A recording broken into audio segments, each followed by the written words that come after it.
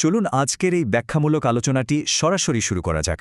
আজকের মূল ফোকাস হচ্ছে খসুরাবাস মালেকিয়া দরবার শরীফ কমপ্লেক্স ওয়াকফ এস্টেট।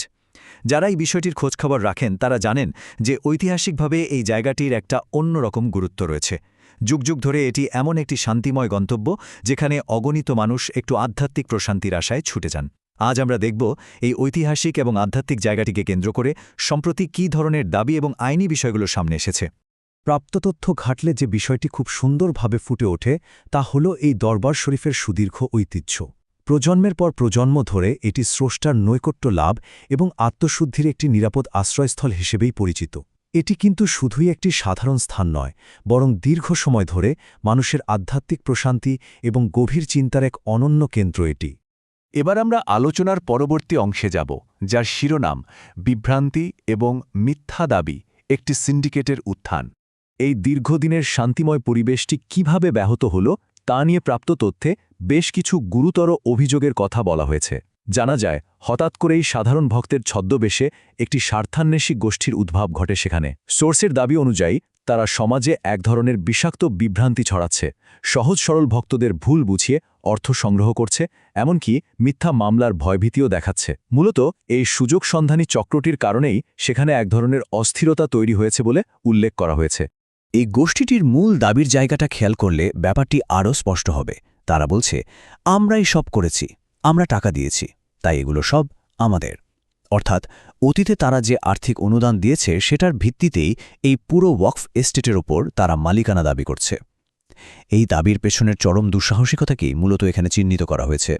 আর এখানেই একটি খুব চমৎকার এবং যৌক্তিক প্রশ্ন সামনে চলে আসে, যে কোনো ধরনের দান বা অনুদান কি আদৌ কখনো ব্যক্তিগত সম্পত্তিতে পরিণত হতে পারে?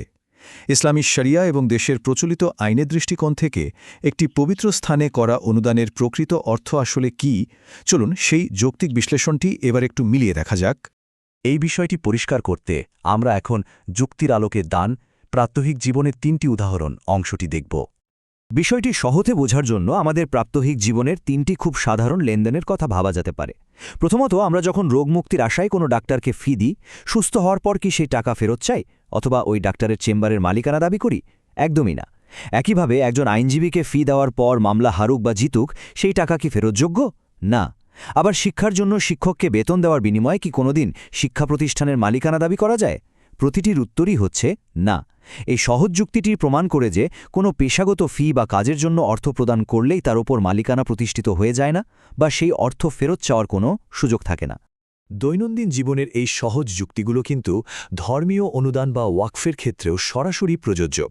চলুন ওয়াকফ এবং শরিয়া আইন দানের প্রকৃত অর্থ অংশটি থেকে তা জেনে নেওয়া যাক।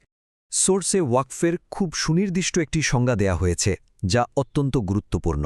ওয়াকফ হল আক্ষরিক অর্থেই একটি নিঃস্বার্থ ত্যাগ। নিয়ম অনুযায়ী একবার যা দান করা হয়ে যায় তার ওপর ওই ব্যক্তির আর বিন্দুমাত্র জাগতিক বা ব্যক্তিগত অধিকার থাকে না।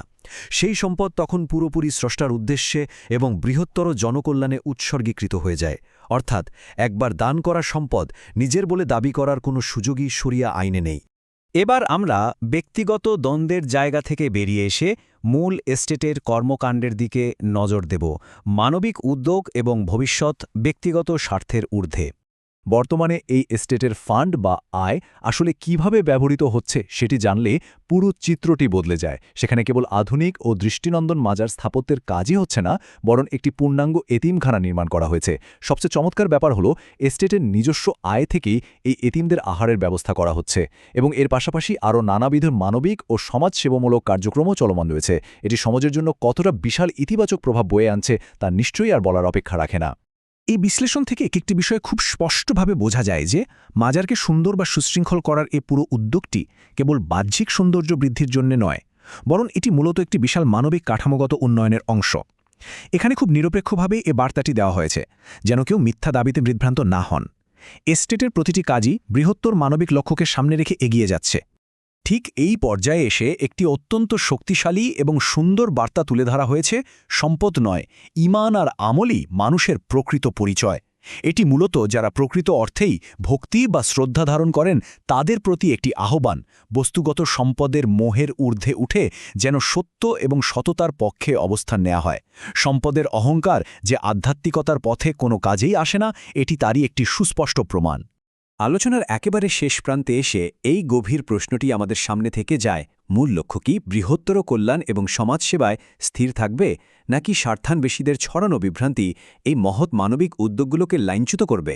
ওয়াকফের মতো একটি পবিত্র এবং নিঃস্বার্থ ব্যবস্থার প্রকৃত উদ্দেশ্য অনুধাবন করা যে কতটা জরুরি, সেটাই মূলত আজকের এই ব্যাখ্যামূলক আলোচনা আমাদের ভাবিয়ে তোলে।